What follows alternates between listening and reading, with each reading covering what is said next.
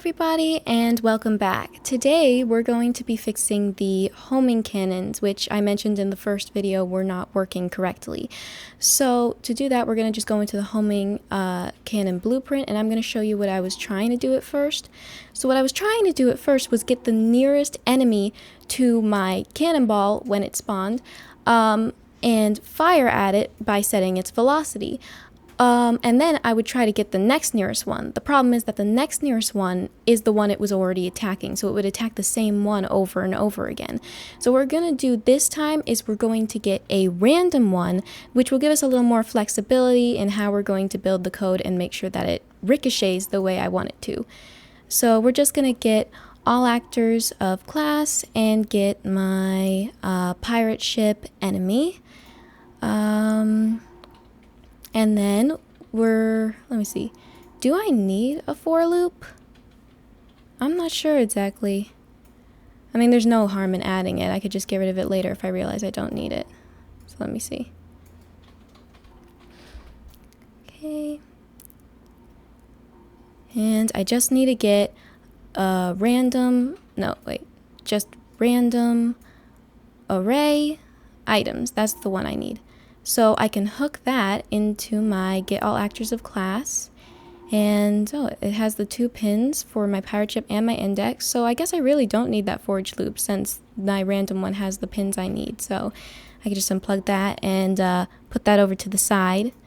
Okay, and now I can just basically copy paste the code I had for setting the velocity, because I've actually done this quite a few times for my other cannonballs, so I'd like to just copy it over here. And if I can actually select it correctly, I can move it over to the side. Okay, and then get it all hooked up.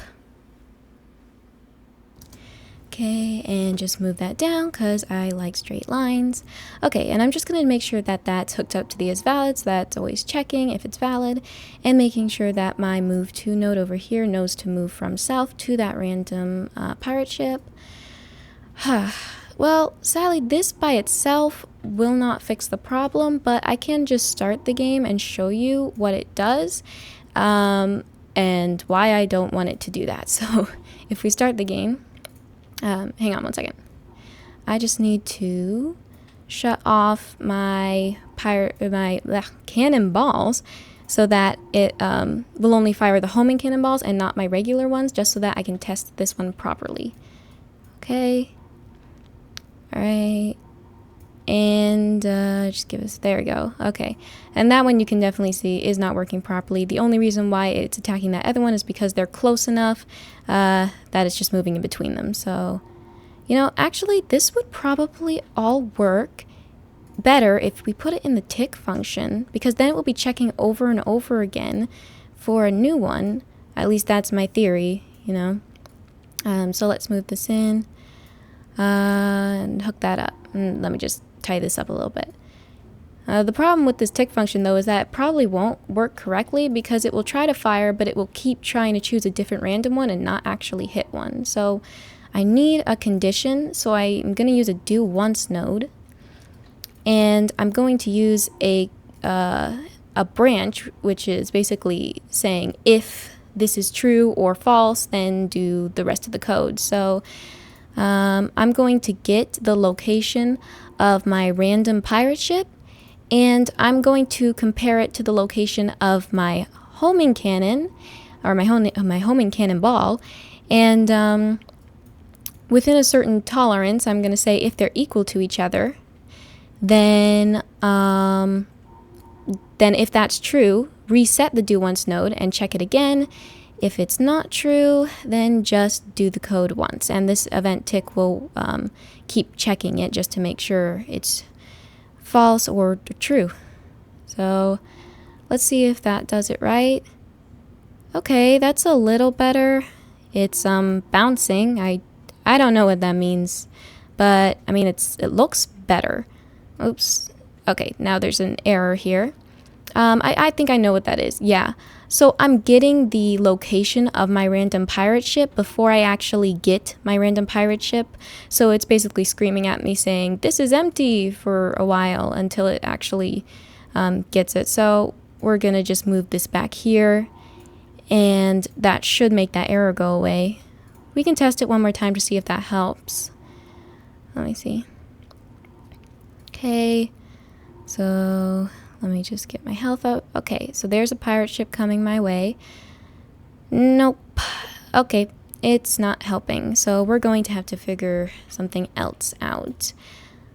Okay, here we go. So inside my main pirate ship, I do have this code over here that's saying wait till the enemy pirate ship is in range before firing. I could unplug that and see if that helps. I mean, maybe a little bit. I don't know. We'll see. Okay. Alright, that seems all in order, so we can just test that. Okay, homing cannon. Let's look. And it will be here. And then, here we go, it's firing at me, so my cannonball will... Oh, that looks better. But that's only happening because they're close enough together. Okay. We're gonna have to figure something else out. Okay, so inside my enemy pirate ship blueprint, I'm just gonna add a new Boolean variable called homing, has been hit. Okay, so, and once I create that, I'm not gonna do anything with it inside this blueprint. I'm actually gonna go inside my homing blueprint, and I'm going to set it to true there. So that's where we're going now. And after the branch over here, I'm going to set has been hit to true. So basically, if your homing cannonball has gotten close enough to an enemy pirate ship, then set has been hit to true. Okay, and that seems good here. And then we're going to use that over on the other side over here. So we're basically, let me see, where did I put it? I might be able to put it after this. Okay, so we're going to have a branch, and we're going to get has been hit. And we're going to say, here, let me get it. There we go. We're going to say if has been hit is, would it be true? No. It wouldn't be true, because it would be, if has been hit is not true, then we will continue with setting velocity, because if it is true, then we don't want it to fire at that one. Okay, nice. Okay, and now we're going to do a print string after has been hit is set to true, just to make sure it's being set to true properly. Sometimes that happens, things don't quite work out the way you think it should. Okay, well, it is being set to true. The cannonballs look weird, but it is being set to true, so at least we know that. And after the has been hit is not true, I'm going to see if it's actually getting any other random pirate ships.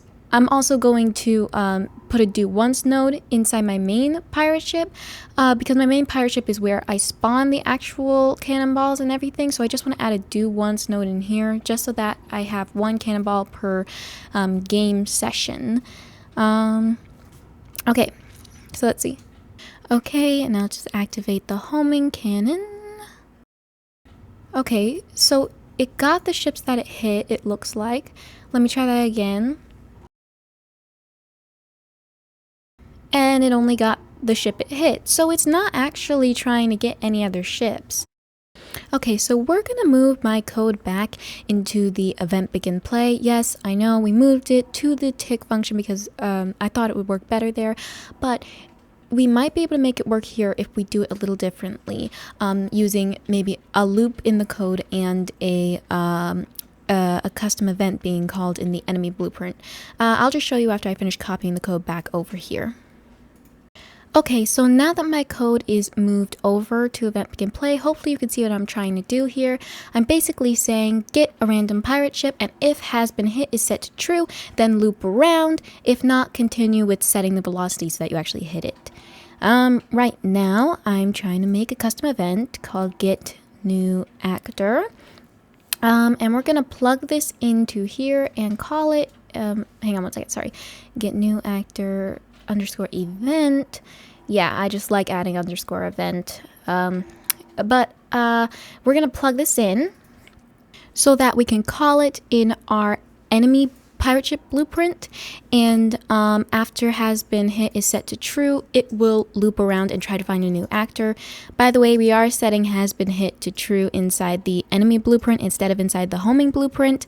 One, because of the changes that we made, you know, with changing where the code is, and also because I think setting it in its own blueprint, setting this to true inside the enemy blueprint is going to help with more individuality and, you know, make it so that each individual one is set to true instead of the whole bunch, I think.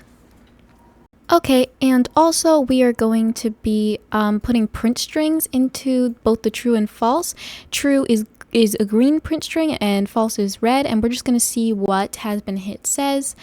Okay, so let's see. Once it starts firing, we should be able to see it. Okay, well, see, red says true sometimes and green says false sometimes. That doesn't make any sense. That should not be happening. Ugh. Okay, so let me take this time to explain something. So inside Unreal, there is a built-in projectile movement component that you can put on something, and that will make it actually move. There is a homing projectile checkmark, which I just checked off. I was using it for an earlier version of the homing projectiles, but now that we've come so far, I'm going to try playing without it and see if that helps, because the homing projectile checkmark... Oh, hey, it works! Oh, yeah, the homing projectile checkmark makes it go to the nearest one, so that's why it was bouncing. Ah, I spoke too soon. Okay, give it a sec. Infinite loop detected. Okay. But hey, there's at least some good news out of this. It works. It was just that check mark. I need to figure this out. Okay, so I have an idea. I'm thinking I'll set has been hit inside the homing projectile blueprint, because the homing projectile blueprint checks if it hits the enemy, just like the enemy blueprint, which I'm in right now, checks if it's been hit by the homing projectile. So I'm going to try setting it inside the homing projectile blueprint and seeing if that helps. If not, I'll just place this back the way it was. Oh, what's this? Okay. Oh, okay, this just needs to be plugged in. Alright, that's because it's being called from the homing cannon blueprint. Okay. Okay, there we go. Firing. Man, that's really satisfying. Anyway, okay, so far so good. Okay, so it did veer off at the end there, but that was near the end of its life. Okay, let's try this again. Okay. And there wasn't any error when I logged out last time, so let's see what this one does. Hopefully it will do the same thing. Wow, even better, because it did not veer off before it died. That's awesome. Okay, well, I think that wraps up this video, finally. Well, I'm hoping to see you in the next one. Hey, so that wasn't the actual end of the video. So the infinite loop error came back after I unplugged the do once node that made the homing cannon fire only once per game. So I thought it would be a quick fix, and it wasn't, so I wasn't recording, so I'm gonna have to just walk you through what I did. What I did was I'm getting a random one of my enemy pirate ships, and I'm saying if it's equal to this variable I made called hit ship, then go back and choose a new one. If it's not equal, then continue setting your velocity over there so that you hit it, but set it as hit ship so that when it goes around again, it won't hit that one. So, I mean, it's a less permanent way because has been hit, when all of them have been hit, it just checks again and again and again, and it's stuck in an infinite loop. So let me just show you how it works. And I'll just hit the homing cannon and it should fire. Okay, did I hit it? Yeah, I hit it. Okay, there we go. Why isn't it working the way it was supposed to? Okay, what? Okay, fine. Make me a liar, why don't you? So you guys will get to see me go through fixing this. Anyway, it worked the last 2 times I tried it. But I'm going to try putting an is valid, not that one, an is valid with the question mark in there. So is valid basically says, hey, is this still in the world? Are you able to get it? Is it alive? So we're going to try that. I tried that for the last time and I didn't think it worked, but you know, we're going to try it again here. I don't really have high hopes for this though. So let's see, zoom out, and I'm going to activate the homing cannon now that it's in range. Okay, so I think that's a little better. It's still not bouncing the way, okay, and it still freezes. And now it's not saying anything. Okay. Ah, okay, let me look back in there and see what we could do. I should look back in there. Okay, so what I could try doing is moving the isValid node further along, so we could just move it in front of the false, so that it's like, hey, is this valid, before you actually set your velocity. Maybe that will help. I'm going to see. Let me just put reroute node so that it's a little cleaner. I know this whole thing looks a little bit like spaghetti, but you know, I can work on organizing that more thoroughly a little later. Yeah, so that should be it. Okay, just like that. And let's see. All right. Well, that seems to help with the bouncing. It bounces better. Okay, no. And it's frozen again. Okay, there we go. And again, it's not saying anything. It's not giving me any information as to what's wrong. It's just saying something's wrong. And that is completely unhelpful. Okay, so in here it says validating asset. So maybe it doesn't have enough time to validate the asset. So, I could try putting some sort of delay in there. Yeah, let me try putting a delay until next tick node, which is a very minuscule delay. You can't even see it, but it gives the computer enough time to kind of think about what it's going to do. And hopefully it's going to do what I want it to do. All right. Okay, no error that time. I'm going to quit, and then I'm going to do it one more time, and we're going to see. Well, it looks like it's actually working this time. So I think we actually fixed it. And, oh, there we go. And more spawned, and it handled that well too. Okay, so I think we've actually finally fixed it, and I think we are finally at the end of this video. Thank you all for watching, and I hope to see you in the next one, where I get to some, more and different aspects of my game. See you then.